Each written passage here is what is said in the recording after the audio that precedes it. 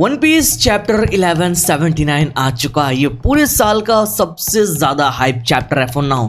इस साल का नहीं, मैं तो बोलूंगा भाई अभी तक का हाइप चैप्टर है, because finally after 28 years One Piece का फाइनल विलन इमू समा का फर्स्ट एवर लुक रिवील हो चुका है। इसी के साथ बहुत सारे अलग अलग चीजें रिवील हुई जिसके बारे में हम लोग बातचीत करेंगे। स्टार्टिंग में बता रहा वन पीस में ये हिस्टोरिक मोमेंट है, तो आज के वीडियो में हाईएस्ट लाइक्स पर ना चाहिए 15,000 लाइक्स सेम, क्यों ना चैप्टर देख के तुमको मजा आ जाएगा भाई। चलो बिना टाइम वेस्ट के हम लोग स्टार्ट करता है। लास्ट चैप्टर हम लोगों ने देखा इसी जगह खत्म हुआ जहां पर इमू होली लैंड को छोड़ के जाने की बात करता है सारे एल्डर्स को। ये चैप्टर वही से स्टार्ट होता है। स्टार्टिंग में हम लोग इमू का ये पैनल देखते हैं जहां पर एडिटर स्टार्टिंग में बताता है इमू का इंटेंशंस यहाँ पर है क्या। इमू 5 एल्डर्स के साथ डेनियन मुशी के थ्रू कनेक्टेड था, तो इमू को 5 एल्डर्स बताने लगता है इमू समा ये क्या बोल रहा है। वो लोग कांपने लगता है कि इमू यहाँ से बाहर जाने वाला है। हम लोग होली लैंड मैरिज के हॉल ऑफ पावर वाले चेम्बर में चले जाता है जहाँ पर 5 एल्डर्स एक साथ थे। मर्क्यूरी बताने लगता है डोंट टेल मी आप एल्बफ में जाने के बारे में सोच रहा है। जुपिटर बताने लगता है इस डिसीजन को दोबारा सोच ले ना इमू यहाँ पर एक गॉड बीइंग है, इमू के लिए लोअर रेल्म में जाना सही नहीं रहेगा। वहीं पर इस रूम में गार्लिंग फिगर लैंड की एंट्री होती है। गार्लिंग सब लोग को बताने लगता है यहाँ पर वो लोग इतने काम कैसे हो सकता है, क्या उनको ऑलरेडी लगता है ये जो होली लैंड है ये सेफ है। अब मार्स गार्लिंग से ये सुन के थोड़ा तो शॉक होता है, बट आगे गार्लिंग बताने लगता है शैमरॉक के यहाँ पर वापस आने से शैमरॉक ने थोड़ा वो सिनारियो को शांत कर लिया, सेटल डाउन कर लिया। बट आगे मार्स बाकी एल्डर्स को बताने लगता है कि यहाँ पर बाकी एल्डर्स को लगता है यहाँ पर उनको कुछ करना ही नहीं चाहिए, बस यहाँ पर ही बैठे रहेंगे ना। लोअर वर्ल्ड के जो रीसप्लाई ऑपरेशन का काम है वो स्टिल ऑनगोइंग चल रहा है। वो बताने लगता है कैसे रूलर्स है जो अपने खुद के लोगों के पेट नहीं भर सकता है। बेसिकली जो फूड शॉर्टेज चल रहा है सेलेस्टियल ड्रैगन्स उसके बारे में बात कर रहा है गार्लिंग बताने लगती है अभी उनकी सबसे ज्यादा जरूरत है पूरी दुनिया को कंट्रोल करना, और इसके लिए वो military power and also the marine headquarters, हाँ उनकी पावर से वो लोग पूरी दुनिया को कंट्रोल करने के बारे में सोच रहा है। बट वहीं पर गार्लिंग को एक कॉल आता है, किससे? यॉर्क से।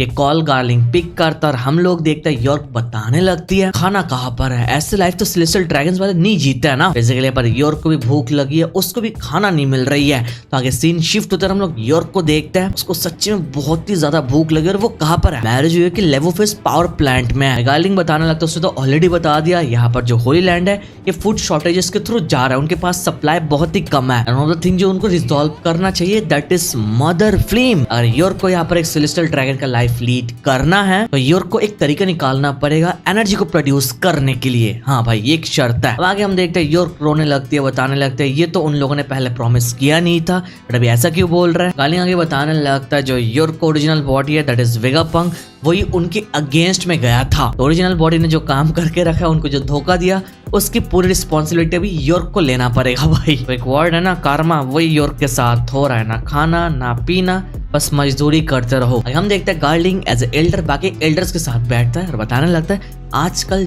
जो भी चल रहा है ये सारे के सारे चीजें डिजास्टर ही हो रहा है उनके लिए। ये सब कुछ स्टार्ट कहाँ से हुआ? निका आने के बाद से, जो गार्लिंग बताता है। मर्क्यूरी बताने लगता है क्या ये सब कुछ कोइंसिडेंस था या फिर इट्स समथिंग जिसको अवॉइड करना पॉसिबल नहीं था। वहीं पर जुपिटर बताता है इन एनी केस इमू समा।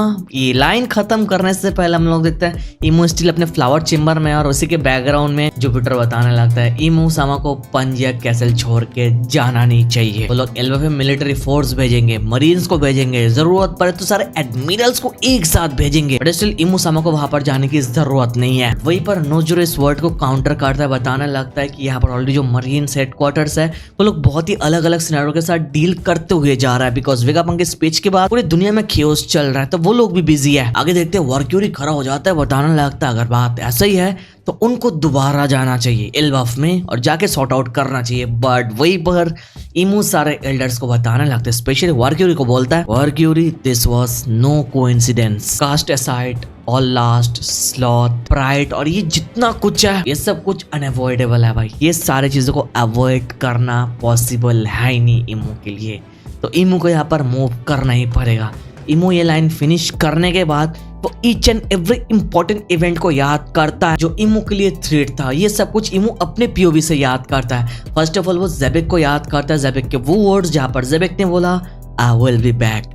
वहीं पर वो रॉजर को याद करता है जो है Roger was saying search the whole world. वहीं पर हम लोग शिराहोशी के सीन को देखते हैं जहाँ पर शिराहोशी पैदा होती है, वहां पर लोग बताने लगता है यहाँ पर एक बेटी हुई जो ऑफ कोर्स पोसेइडन है। वहीं पर शैंक्स को दिखाया जाता है जिसके बैकग्राउंड में इमू वाज सेइंग क्या निका फ्रूट चोरी हो चुका है। किंग हरल का सिनारियो देखता है जिसके बैकग्राउंड में इमू बोल रहा था एल्बफ में क्या चल रहा है, एल्बफ में है क्या। आगे लोकी को भी दिखाया जाता है, ये वो मोमेंट है जब लोकी ने वर्ल्ड गवर्नमेंट के ऊपर अटैक किया था और वहीं पर वर्ल्ड गवर्नमेंट के लोग बता रहे थे, उन लोगों ने इन्वेस्टिगेट किया उस शिप का, जिस शिप का कैप्टन कोई और नहीं लोकी है जो हरल्ड का बेटा है। आगे इमू के मेमोरी से व्हाइट बियर्ड एंड लूफी का सिनेरियो भी देखता है, जहां पर इमू बताने लगता है व्हाइट बियर्ड ने उसको प्रोटेक्ट किया, उसका नाम क्या है, मंकी डी लूफी। लास्ट में दिखाया जाता है ब्लैक बियर्ड का फ्लैशबैक, जहां पर ब्लैक बियर्ड को देखने के बाद Imu was saying who is that, जिसके जवाब में उसको पता चला था that is Marshall D Teach AKA Blackbeard. आगे कोबरा को भी याद करते, वो वर्ड याद करता है नेफर द लिली। एक और मेमोरी फ्रेगमेंट में हम लोग देखता है इमो ब्लैक बियर्ड एंड लूफी की पोस्टर को फाड़ने लगता है गुस्से में और बताने लगता है जॉय बॉय डेवी जॉन्स बहुत ही गुस्से में था वो। वहां पर शीरा होशी की पोस्टर को भी देखता है, इमो बताने लगता है तुम लोग इमो को सफर करवाने की कोशिश कर रहे हो। लास्ट मेमोरी फ्रेगमेंट में हम लोग देखता है इमो वही बीवी की फोटो को पकड़ के रखा है, लिली की पोस्टर में जाके खड़ा होता है और बताने लगता है इमो डिजायर्स बेबी, इमो को वीबी चाहिए। इसी फ्रेगमेंट के साथ ये सारे मेमोरी फ्रेगमेंट इमो के तरफ से खत्म होता है और हम लोग करंट पंजिया कैसल के फ्लावर चेम्बर में वापस आते हैं, जहां हम देखते हैं एक ह्यूज मैजिक सर्कल जिसके बीच में इमो खड़ा है और बताने लगता है ये सब कुछ बहुत लंबे टाइम पहले शुरू हुआ था। सारे घोड़े से तो बताने लगता है इमो समा रुक जाइए, आगे इमो बताने लगता है पूरे होली लैंड को इमो अभी फुल ना हो, सारे के सारे गोरोसे के हाथों सौंप रहा है बिकॉज वो बाहर जा रहा है। ये लाइन फिनिश करने के बाद वहां पर गोरोसे बताने लगता है अगर इमो समा यहाँ पर लोअर वर्ल्ड में जाएंगे तो डॉट डॉट डॉट लाइक कुछ तो होगा इमो के साथ लोअर वर्ल्ड में जाने के साथ ही। और आगे वहीं पर गार्लिंग बताने लगती है उनका ऑथोरिटी नहीं है कि वो लोग यहाँ पर इमो को रोक सके। वहीं पर मार्स बोलता है बट लेकिन सारे एल्डर्स पैनिक कर रहे थे, शॉक थे। वर्क्यूरी बताने लगता है इमो समा को यहाँ पर ये कैसल छोड़ के जाना नहीं चाहिए, अगर वो इस कैसल को छोड़ के जाएंगे। बट ये लाइन फिनिश कर इससे पहले नोज़ीरो बताने लगता है ये बोलने की जरूरत नहीं, इमो समा को ऑलरेडी पता है क्या होगा। जुपिटर बताने लगता है इमो समा ने ऑलरेडी डिसाइड कर लिया, यहाँ पर कोई भी ऐसा नहीं है जो इमो को रोक पाएगा। आगे इसी के साथ सीन शिफ्ट होती है और हम लोग देखते हैं इमो इस एबियस सर्कल के थ्रू जाने लगता है। इट्स मोर लाइक वो इसके अंदर डूबने लगता है। हम लोग देखते हैं एंटायर होली लैंड के ऊपर एटमॉस्फेयर बदलने लगता है। भाई पूरा अलग ही एक वाइब दे रहा था ब्रो, ये वन पीस वाली वाइब बिल्कुल भी नहीं है। अगर हम लोग एलोवन वापस आ जाते हैं, हम लोग जट को देखते हैं। जट समर्स के हाफ बॉडी को पकड़ लेती है और वहां पर हजरुद्दीन को दिखा के बताने लगती है कि देखो यहाँ पर जो डीमन है ये अपने आप को जोड़ने की कोशिश कर रहा है। वहां पर समर्स को गुस्से चिल्लाने लगता है, जो बग्स है उनको एज ए बग्स ट्रीट करता है, बताने लगता है ये मेरा मजाक उड़ा रहा है। हजरुद्दीन तो वापस शौक है ये स्टिल जिंदा कैसे हो सकता है। जट एक हाथ से समर्स की बॉडी दूसरे हाथ से पैर पकड़ के बताने लगते हैं ये तो मैग्नेट की तरह है, ये दिखने में बहुत ही डरावना है। समर्स बताने लगता है अगर यहाँ पर किसी चीज डरावना है तो तू है यहाँ पर चुड़ैल। सच्ची में समर्स बहुत ही पिस्ड ऑफ था भाई जट से, बिकॉज जट उसके बॉडी के साथ खेल रही है। आगे समर्स बताने लगते है तेरा नाम जट है ना, मैं इसको याद रखूंगा, आई विल मेक श्योर कि यहाँ पर तेरी डेथ बहुत ही ब्रूटल वे में हो। And I have a bad feeling about this bro, because हमको पता है समर्स बहुत ही ज्यादा ब्रूटल एंड कमीना है ब्रो। अगर हम देखते हैं जोरो समर्स के हार्ट को नोटिस करते बताने लगता है ये दिखने में थोड़ा मेटल जैसा है, अगर इसको हम डिस्ट्रॉय कर देंगे तो इसका मतलब ये भी खत्म हो जाएगा। तो ये जोरो का आइडिया काफी मस्त है। ये आइडिया देख के भाई समर्स सदमे में चला जाता है, उसकी शक्ल देख के पता चल रहा है उसकी फट चुकी है भाई। अगर सीन शिफ्ट तो हम लोग वालो स्कूल के आसपास चले जाता है, जहाँ पर जिम्बे और फ्रैंकी को देखता है, वो दोनों वहां पर ब्रूक एंड उस सब को चेक कर रहा था। हमको पता चलता है वहां पर ब्रूक एंड उस सब की कुछ हड्डियां टूट चुकी है। वहां पर जिम्बे चॉपर को ढूंढने का काम कर रहा था, बट वहीं पर एक बड़ी इंटरेस्टिंग मोमेंट आता है जहाँ पर हम देखते हैं सांजी लिटरली किलिंग हम के बॉडी को अलग अलग हिस्सों में डिवाइड करके पेड़ के साथ बांध के रखा है ताकि ये जुड़ ना पाए भाई। किलिंग हम बहुत ज्यादा पिस्ड ऑफ था। सांजी को बताने लगता है वो उसका नाम नहीं भूलने वाला कि उसका नाम सांजी है। वो बताने लगता है तू मेरा नाम बता। सांजी बोलता है मैं भूल चुका हूँ, तेरा नाम क्या था। एक थोड़ा हिलारियस मोमेंट है ये। बेसिकली सांजी यहाँ पर किलिंग के साथ खेल रहा है, मजाक कर रहा है। वहीं पर ऑन दी अदर साइड हम लोग देखते हैं गानको की बॉडी स्टिल फ्रीज है, लोकी ने जो उसको फ्रीज किया ये अभी तक ठीक हुआ नहीं। आगे सीन शिफ्ट होती है और हम लोग लूफी, लोकी एंड रग्नीर को देखते हैं। वो लोग वाले स्कूल के करीब आते हैं और जो एंटायर वाले स्कूल वहाँ पे फ्रीज है ये देख के शॉक होता है।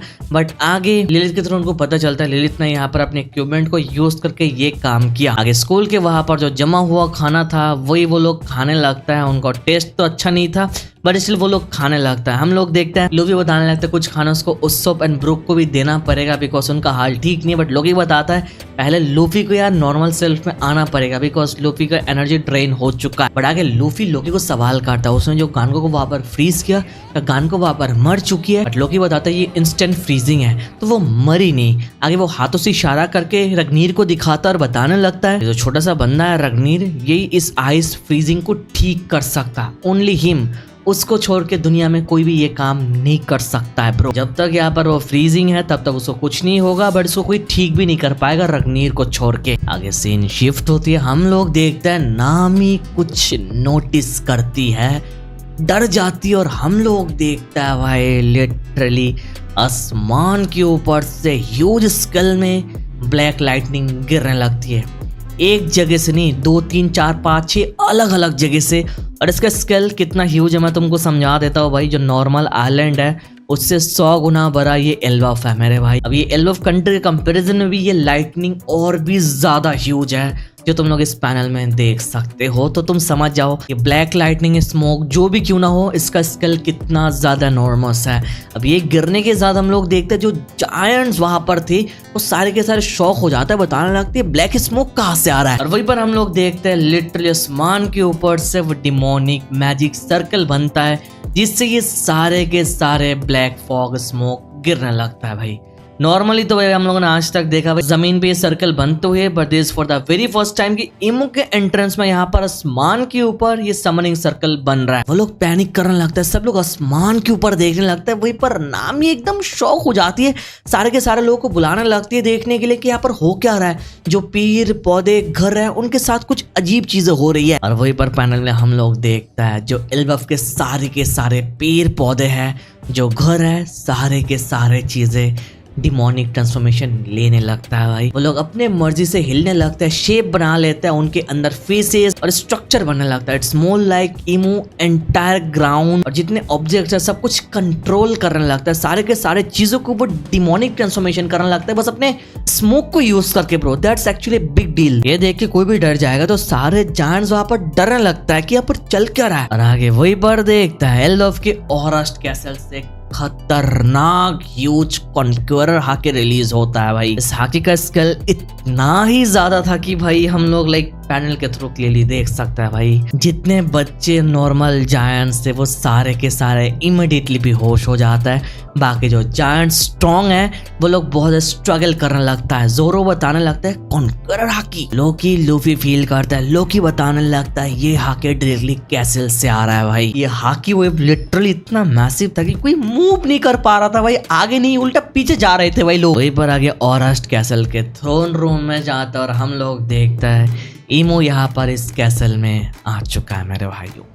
एंट्रेंस हो तो ऐसी भाई आने के साथ सबको हिला दे, पेड़ पौधे सारे चीजों को डिमोनिक ट्रांसफॉर्मेशन कर दे। और वहीं पर हम लोग देखते हैं इमू आने के साथ ब्लीडिंग करने लगता है, हाफने लगता है। जैसे एल्डर्स ने बोला इमू यहाँ पर अगर पंजिया कैसल को छोड़ के जाएगा तो डॉट डॉट डॉट नहीं जाना चाहिए, कुछ तो होगा जो यहाँ पर इफेक्ट देखने को मिल रहा है। मे बी इमू है समथिंग विथ कैसल या फिर होली लैंड। अगर उस कैसल या फिर लैंड को छोड़ के जाएगा तो उसके साथ कुछ तो होगा जिसका इफेक्ट थोड़ा बहुत तो देखने को मिलता है भाई, ब्लीडिंग करता है थोड़ा बहुत। और आगे वहीं पर हम लोग देखते हैं इमो की पूरी बॉडी से कॉन्क्यूरर हाकी रिलीज होती है।